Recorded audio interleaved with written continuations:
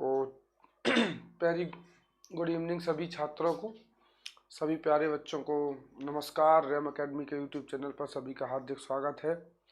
सभी प्यारे बच्चे बड़ी बेसब्री से इंतज़ार कर रहे होंगे मैथ की क्लास का। अभी 9:15 का टाइम था, थोड़ा मैं पहले आ गया। तो देखिए जल्दी से सभी लोग आ जाइए ताकि मैं फिर क्लास स्टार्ट करूं। मैंने आपके सामने एक स्क्रीनशॉट लगा हुआ है, आप देख रहे होंगे। शायद हम लोग गूगल पे सर्च करेंगे या बुक्स में पढ़ेंगे, कुछ ऐसे ही पढ़ते हैं। हम लोग कल की क्लास तक क्या देख चुके हैं? ट्राइंगल देख चुके हैं। आज का जो हमारा सेशन होगा ज्योमेट्री में हम क्वाड्रिलेटरल देखेंगे। और अगर एक बार अच्छे से क्वाड्रिलेटरल समझ में आ गया तो फिर आगे की ज्योमेट्री बहुत सरल है। फिर तो आपका सर्कल थोड़ा सा देखना है, हमें घन घनाभ, शंकु, बेलन और गोला देखना है। तो ये ज़्यादा टफ नहीं है, ये आपको समझ में भी आएंगे। ठीक है, तो आज हम जो देखने वाले हैं वो कुछ चीज़ें देखने वाले हैं जिनमें काफ़ी इम्पोर्टेंट भी हैं। तो देखते हैं कहाँ तक पहुँचते हैं। लेकिन मुझे लगता है कि आज अगर जो भी हम देखेंगे अगर वो समझ में आ गया तो ज्योमेट्री लगभग हमारी सारी क्या हो जाएगी, ख़त्म हो जाएगी। बहुत इंपॉर्टेंट टॉपिक है आज का, क्योंकि ये समझ के मानिए कि जब भी आप यूपी टेट और सीटेट का पेपर देते हैं तो वर्ग और आयत को लेकर क्वेश्चन तो आते ही आते हैं। और एक बार हमें वर्ग आयत की सारे कंसेप्ट समझ में आ जाए तो फिर बात ही क्या है, सारी चीज़ें हमें अपने आप समझ में आने लग जाएंगी। ठीक है, और इसके बाद मेरा प्लान ये है कि मैं आपको एक साथ कई सारी चीज़ों का रिवीजन करवा दूं यूपी टेट के लिए, तो इससे आपका काम और आसान हो जाएगा। देखते हैं आज हम ज्योमेट्री को ख़त्म कर पाते हैं कि नहीं कर पाते। ठीक है, तो सभी को गुड इवनिंग। हमेशा की तरह रूबी, प्रिया, विकास, पीयूष, अश्वनी, दीपिका, पूजा, अरविंद, ये सारे बच्चे आ चुके हैं, अरुणा आ चुकी हैं। चलिए फिर स्टार्ट करते हैं आज की क्लास और समझते हैं आगे की चीज़ें। मुझे लगता है टाइम हो चुका होगा और अब हम स्टार्ट करते हैं क्लास। तो देखिए यहाँ से मैंने लास्ट क्लास तक मैंने यहाँ तक पढ़ा दिया था। अगर मुझे और जल्दी से कल की क्लास का रिवीजन करना हो, जो कल की क्लास थी वो थी 4th क्लास शायद, और हमने कल क्लास में देखा था। देखिए 2 मिनट के अंदर हम ट्राइंगल को भी समझते हैं। तो हमने देखे थे ट्राइंगल। ट्राइंगल क्या कहलाते थे? त्रिकोण या त्रिभुज। में अभी रिवीजन करवा देता हूँ, 1-2 मिनट पहले जल्दी आ गया ताकि कल की क्लास से आप कनेक्ट होकर आज की क्लास ले पाए। तो हमने आपको बताया था कि जो ट्राइंगल होते हैं वो 2 प्रकार के होते हैं, एक भुजा के आधार पर और एक आपके कोण के आधार पर। फिर जो सबसे इम्पोर्टेंट है वही चीज़ आज मैं बोलूँगा, बाकी चीज़ों को नेग्लेक्ट कर दूंगा। तो भुजा के आधार पर आपने पढ़े थे 3 प्रकार के, और वो थे आपके विषम बाहु, और एक आपका था समद्वि बाहु, और एक आपका था समबाहु। अंग्रेजी वाले इन्हें क्या कहते हैं? स्केलिन कहते हैं। ये आज मैंने स्पेलिंग बिल्कुल याद ही रख लिया, ISOCELES, और इसे कहते हैं इक्विलैटरल ट्राइंगल। ठीक है, इससे कुछ समझ में नहीं आने वाला। ऐसा त्रिभुज जिसमें तीनों भुजाएं अलग अलग हों वो क्या कहलाता है? विषम बाहु। जिसमें कोई 2 भुजाएं समान हों वो क्या कहलाता है? समद्वि बाहु। जिसमें कोई तीनों भुजाएं समान हों तो वो क्या कहलाता है?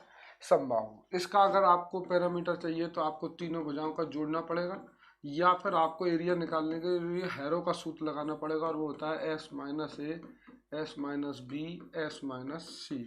और S इक्वल टू क्या था? A + B + C/2। एक और एरिया का फॉर्मूला था हाफ बेस इंटू हाइट। इधर जब हमने देखा तो हमें पता था कि यहाँ पैरामीटर कितना आएगा। यहाँ चूंकि 2 भुजा बराबर होती हैं, ABC होता है, सामने वाली भुजा से डाला गया लंब भुजा को समद्विभाजित करता है। तो एक तो फॉर्मूला था 2A + B, और हाइट निकल के आई थी हमारी 4A² - B²/, यहाँ पे अगर हम इस तरीके से लगाएंगे तो 2, और आगे फिर इसी से हमने फॉर्मूला निकाल लिया।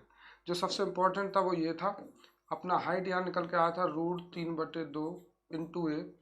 अपना पैरामीटर था इसमें 3A, और एरिया था √3/4 × A²। ये सब हमने कल की क्लास की पूरी 1 घंटे के दौरान देखा था, जिससे हम 2 मिनट में रिवीजन कर रहे हैं।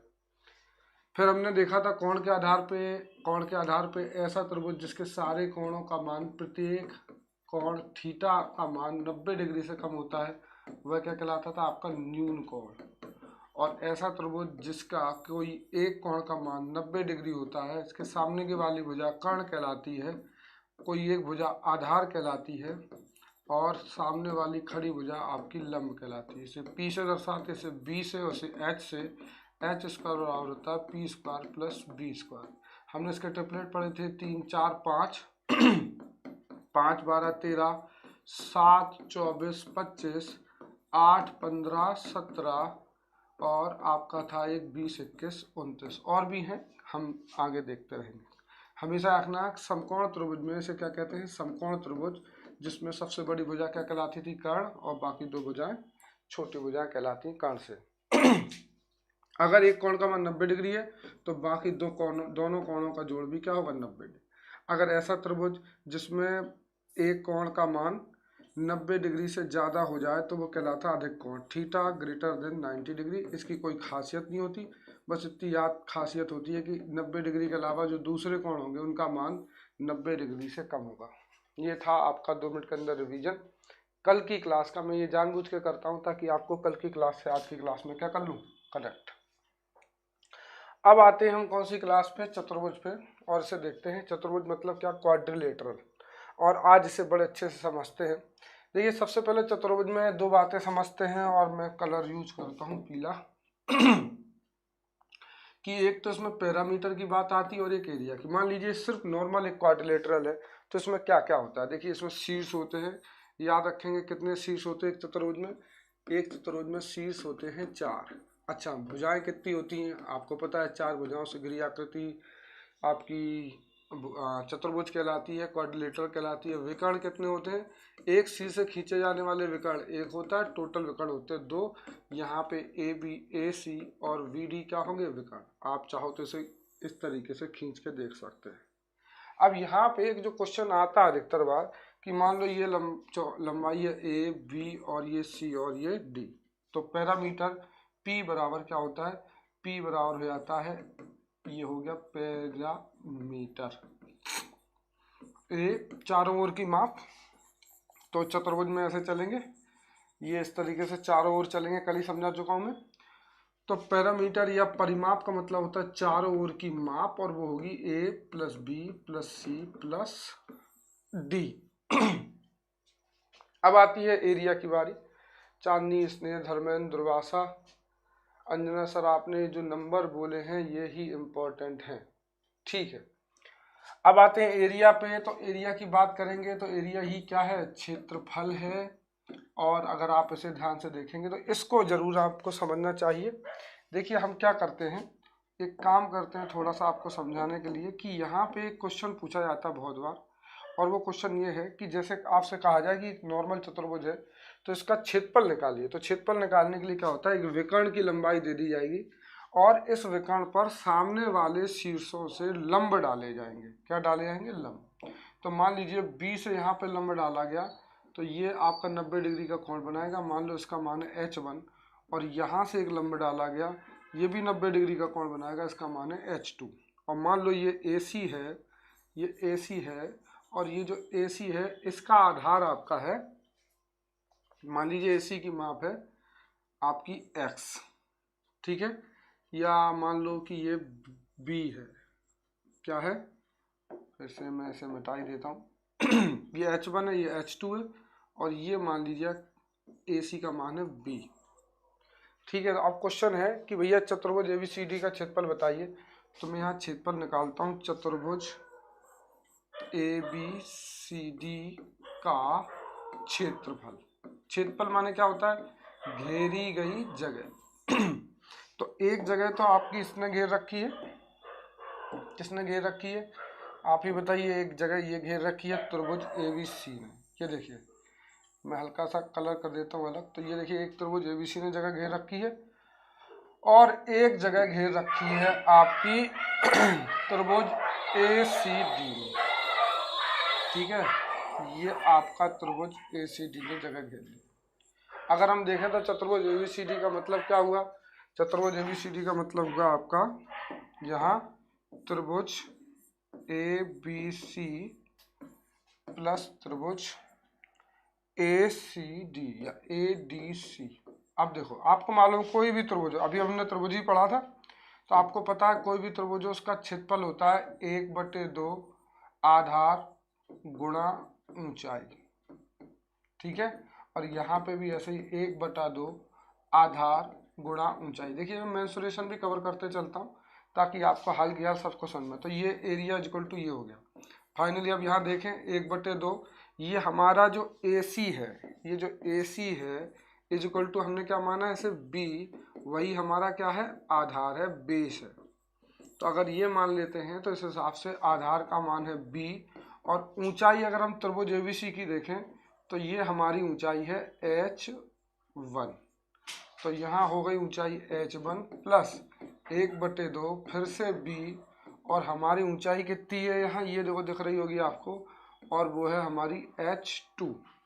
ठीक है, तो इस तरीके से B इंटू H2। फाइनली जो फॉर्मूला निकल के आएगा वो है 1/2 B कॉमन आ जाएगा और मान आएगा H1 प्लस H2। तो ध्यान रखना कोई भी चतुर्भुज हो जिसका तुम्हें पता ना हो कि वो कैसा चतुर्भुज है, आयत है क्या नहीं है, तो आप समझ जाना सर जी सुपर टेट वाले यूपी टेट के मॉक टेस्ट से सकते हैं क्या सर थोड़ा डिस्काउंट दे सकते हैं क्या सर थोड़ा डिस्काउंट दें? बिल्कुल बेटा, क्यों नहीं दे सकते हैं। Farah Khan good evening sir, Ankita Yadav good evening, Arjun Rajak ये कह रहे हैं नमस्कार सर जी। सभी को नमस्कार है भैया। तो आई होप कि आपको समझ में आ गया होगा कि यहाँ कोई भी चतुर्भुज अगर दिया हो तो उसका पैरामीटर परिमाप होता है चारों भुजाओं का योग, और एरिया हमारा निकल के आता है 1/2। जो भी एक कर्ण है वो आधार बन जाता है, और जो भी एक विकर्ण है वो आपका आधार बन जाता है, और विकर्ण से सामने वाले शीर्षों पर डाले गए लंबों का जोड़ का ही गुणा होता है आपका चतुर्भुज। तो ये एक कहानी है। थोड़ा सा वीडियो को बार बार देखना तो आपको समझ में आ जाएगा। मैं चाहता नहीं हूँ कि आपको कोई चीज़ रटनी पड़े, तो थोड़ा सा निकाल के आपको दिखा रहा हूँ। चलिए अब अगली चीज़ पे आते हैं। ये जो चीज़ें हैं आपकी वो हैं चतुर्भुज से संबंधित। ठीक है, चतुर्भुज से संबंधित शब्दावली। अभी मैं आगे के जब चतुर्भुज के प्रकार जो कि बहुत इंपॉर्टेंट है वो डिस्कस करूंगा, तो बार बार मैं इन शब्दों को यूज करूंगा। तो जल्दी से मैं एक चतुर्भुज बना के आपको समझा दूं कि ये वर्ड क्या होते हैं। तो देखिए एक बढ़िया सा कोई मान लीजिए मैंने यहाँ पे ये एक चतुर्भुज बनाया। आपको पता है कि इसमें आमने सामने की भुजाएं बराबर है। तो सम्मुख कोण या सम्मुख भुजा, इसका मतलब होता है आमने सामने की भुजाएं। जैसे कोई पूछे सम्मुख कोण बताइए, तो ए के सामने का कोण कौन है C, और B के सामने का कोण क्या है D। तो यहाँ सम्मुख कोण कौन कौन से हैं, एंगल A, एंगल C। अच्छा ये बार बार मतलब मुझे शब्द समझाने ना पड़े तो वीडियो को फिर से बार बार देखना अगर आप देख रहे हो। तो एंगल A, एंगल C और एंगल V और एंगल D, ये हो गए आपके सम्मुख कोण। अब हम किस पर आते हैं, अब हम आते हैं सम्मुख भुजा पे। कोई पूछा से सम्मुख भुजाएं क्या होती हैं, तो मैंने लिखा तो नहीं है यहाँ पे। तो अगर सम्मुख भुजाओं के बारे में पूछेगा तो चलिए यहीं कहीं लिख देते हैं, यहाँ लिख देते हैं। सम्मुख भुजा से क्या लेना देना, हमारा क्या आशय होता है। कोई पूछे सम्मुख भुजा माने वर्टिकली अपोजिट एजेस, तो इसका मतलब होता है आमने सामने की भुजाएं। तो AB के सामने कौन सी है, हमारी CD है, और BC के सामने हमारी यहाँ AD है, और ये आपस में आपको दिख रही होंगी बराबर है। ये जो आपका चित्र बना है वो किसका बना हुआ, एक ऐसा चतुर्भुज जो कि आयत कहलाता है, अंग्रेजी में रेक्टेंगल कहलाता है। ठीक है, अब ये आयत है रेक्टेंगल क्या होता है अभी समझेंगे।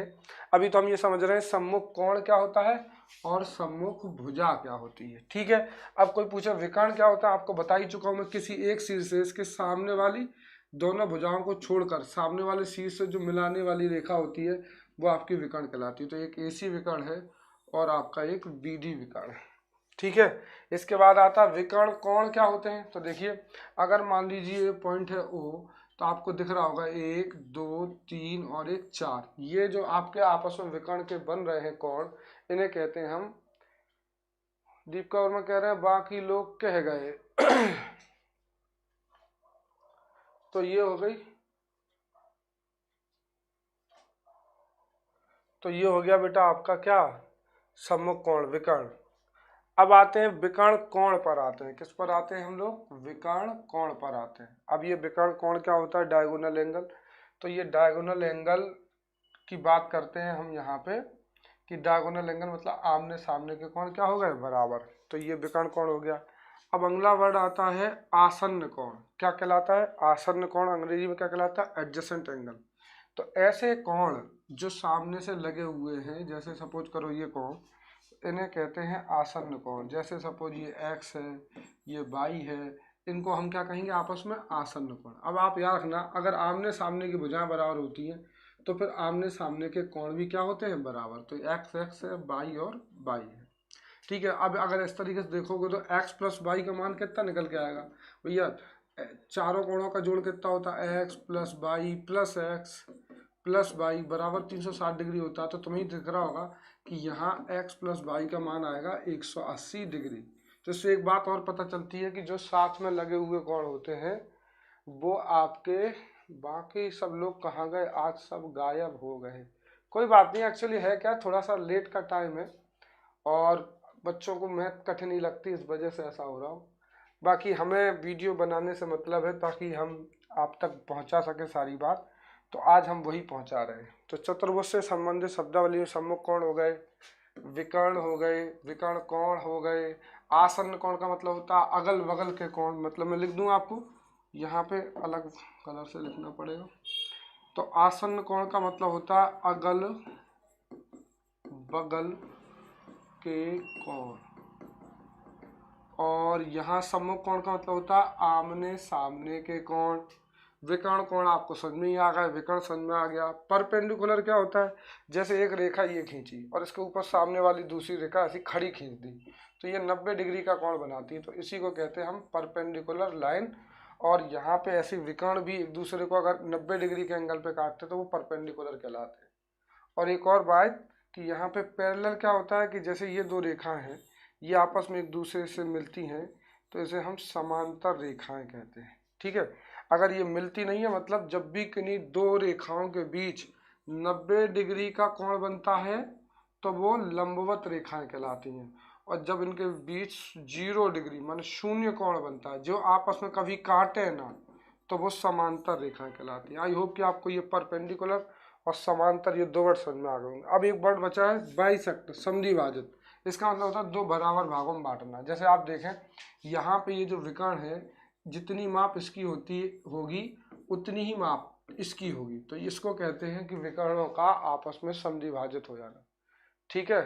तो इस तरीके से आप जो भी बेटा ये सारी चीज़ें जो है आप हम क्लास में डिस्कस कर लेंगे, जो भी होगा वो आप सबकी बात मान ली जाएगी। तो इस तरीके से देखेंगे सारी चीज़ें। एलोन बॉय आशीष आगे समझेंगे इसे। अभी ये पढ़ाई से रिलेटेड चीज़ें ना, यहाँ हम कोई ऐसी बात नहीं करेंगे जिसका संबंध किसी और चीज़ से हो, ठीक है।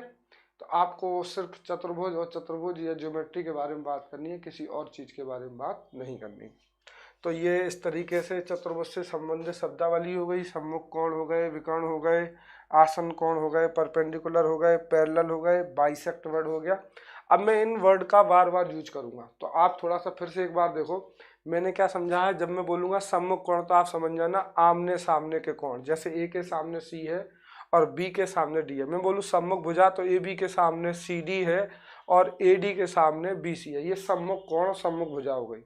अगली बात मैं बार बार बोलूंगा विकर्ण क्या है, तो ए सी बोलूंगा या फिर बी डी बोलूंगा, ठीक है। अगर मैं बोलूंगा विकर्ण कोण तो आप समझ जाना ए सी और बी डी को काटने के बाद बने कोण, जैसे ये देखिए आपका ये कोण बने हुए हैं जितने, वो आपके विकर्ण कोण है। एक वर्ड लिखा हुआ आसन्न कोण, आसन्न का मतलब होता है अगल बगल या साथ में लगे हुए कोण। तो अगर इस हिसाब से देखें तो एक्स के साथ है बाई और बाई के साथ है एक्स, तो ये सारे कोण आपके कैसे कोण है, आसन्न कोण है। इसके बाद एक वर्ड लिखा हुआ परपेंडिकुलर लाइन्स और पैरेलल लाइन्स। देखिए जैसे ये रेखाएं हैं, आप देख रहे होंगे ये जो रेखाएं हैं आपस में एक दूसरे को 90 डिग्री पे काट रही हैं, तो ये आपकी परपेंडिकुलर लाइन है। और ये वाली रेखाएं ये सामने सामने दिख रही हो, ये कभी एक दूसरे को नहीं काट सकती, तो इन्हें हम कहते हैं पैरेलल लाइन्स, ठीक है। अगली बात है आपका बाइसेक्ट। बाइसेक्ट का मतलब होता है दो बराबर भागों में बांटना। तो अब ये भी समझा रहा था कि जब भी कोई दो विकर्ण एक दूसरे को दो बराबर भागों में काटे तो वो बाइसेक्ट कहलाता है।